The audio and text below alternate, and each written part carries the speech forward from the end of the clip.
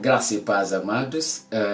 Estando nesse período de Páscoa, vamos falar um pouco sobre Páscoa, vindo da língua hebraica, Shax. Não sei se pronunciei bem, mas se escreve assim, significa passagem. Passagem quer nos mostrar que passar, ou seja, sair de um lado para outro. Essa passagem remete à passagem do povo Israel sobre Mar Vermelho, como também nos lembra a passagem do anjo da morte, meia-noite, lembrando assim a 10ª praga que Deus mandou sobre Egito, na sequência de pedido de libertação do povo de Israel, que estava sendo escravizado no Egito. Falando de Páscoa, nos remete a muitas histórias. Nos fez até lembrar que Deus preparou tudo para colocar o homem e a mulher no jardim. É da mesma forma que, através de José, Deus o fez chegar ao Egito e preparou tudo até no momento que havia fartura, enquanto no resto do mundo havia fome, mas no Egito havia fartura. Como no resto do mundo não havia tanta coisa, mas no Jardim de Éden havia tudo. E Deus levou a família de José, o seu pai e o resto dos irmãos para viverem lá, porque lá havia fartura. Passando essa geração, e um novo faraó que veio pela ganância e pelas histórias que ele inventou, começou a escravizar o povo israelita. Até que chegou um momento, Deus mandou Moisés para voltar para o Egito, a fim de falar com o faraó para este libertar o povo de Deus, para os mesmos saírem e irem adorar Deus nas montanhas, indo assim para a terra prometida. Mas pelo que lemos na Bíblia, Faraó não aceitou libertar o povo, e por isso Deus começou a mandar pragas sobre o Egito. Lembrando que o povo também estava no Egito, mas numa zonas, e o resto do egípcio estava numa outra zona, no mesmo território, porém zonas diferentes. Todas as pragas que vêm sobre o Egito não atingiam os israelitas.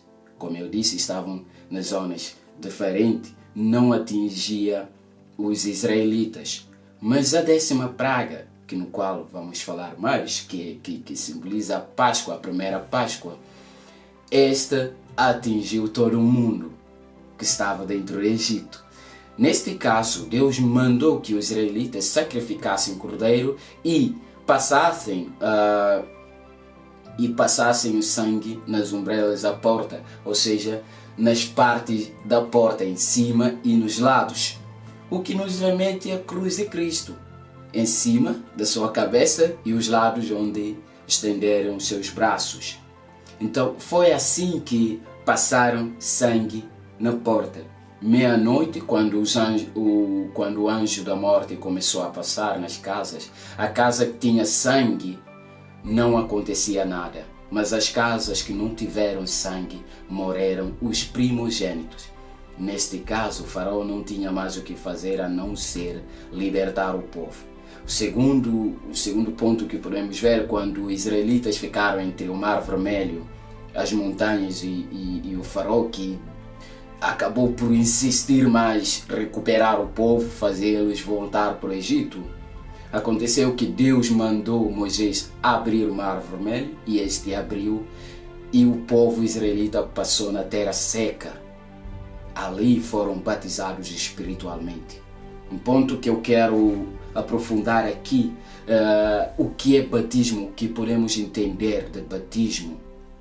Vimos até Jesus Cristo se batizando. Batismo significa algo muito importante para nós, que é a morte espiritual pelo pecado e ressurgir ou ressuscitar para viver para Cristo Jesus. Ou seja, aquilo que eu era antes, um homem pecador que vivia no pecado, vou morrer para aquele Elton antigo, para aquela vida pecaminosa, e ressuscitar, viver para Cristo uma vida santa, uma vida separada e consagrada só para Cristo, longe do pecado, revestido do poder do Espírito Santo, que me dá o poder de governar o meu corpo, não viver mais na carne, mas sim viver através do Espírito Santo em obediência à palavra de Deus. É isso que é o batismo e é isso que Deus esperava do seu povo. Infelizmente, não foi isso que aconteceu. Por quê? No primeiro momento, eles fizeram bezerro e começaram a adorar, dizendo que foi o tal bezerro que os libertou do Egito. Esqueceram completamente do que Deus fez. O que acontece conosco também, esquecendo do sacrifício de Cristo Jesus, esquecendo das coisas maravilhosas que Deus fez e faz por nós, adotando vários deuses e ídolos, pondo à frente de Deus, enquanto que em Mateus 6,33 a Bíblia diz: em primeiro lugar, buscai o reino de Deus e a sua justiça, demais coisas vos acrescento. E nós muitas das vezes esquecemos disso e colocamos coisas à frente de Deus. É como esquecemos também da importância da Páscoa. Hoje em dia dizemos que não, coelhinho da Páscoa, ovo da Páscoa. Mas a pergunta que não quero calar é: será que coelho põe ovos? É porque isso que vimos hoje em dia. Celebrar a Páscoa, a imagem que nos vem agora é coelhos e ovos. Nós perguntamos: será que coelho põe ovos? Não. Então, que ligação tem coelho, ovo e a Páscoa? Amados, devemos ter em conta que o inimigo nunca vai querer que nós soubemos a verdade, porque Cristo diz: a verdade liberta.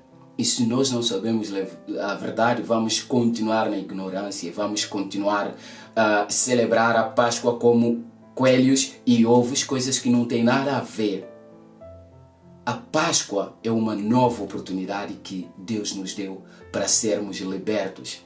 Libertos da escravidão, como o povo israelita estava no Egito, mas não só escravidão física, mas sim escravidão mental, escravidão espiritual, que é o pecado, que é a pior escravidão que o homem pode ter, porque não só desgasta-te fisicamente, mentalmente, como espiritualmente te condena para a morte eterna. Se voltarmos ao Antigo Egito, vamos ver que o povo egípcio perderam seus primogênitos. E podemos considerar o Egito um mundo, eu e tu. Nessa segunda Páscoa, vimos a misericórdia de Deus. Aquele Egito que perdeu seus primogênitos, nessa segunda Páscoa, vimos Deus sacrificar o seu próprio primogênito, que é o Jesus Cristo, para que eu e tu possamos ter a vida. Este sim é o verdadeiro significado da Páscoa. O livro de Isaías disse: nós não reparamos, nós nem o consideramos homem, porque foi desfigurado. O castigo que nos traz a paz estava sobre ele.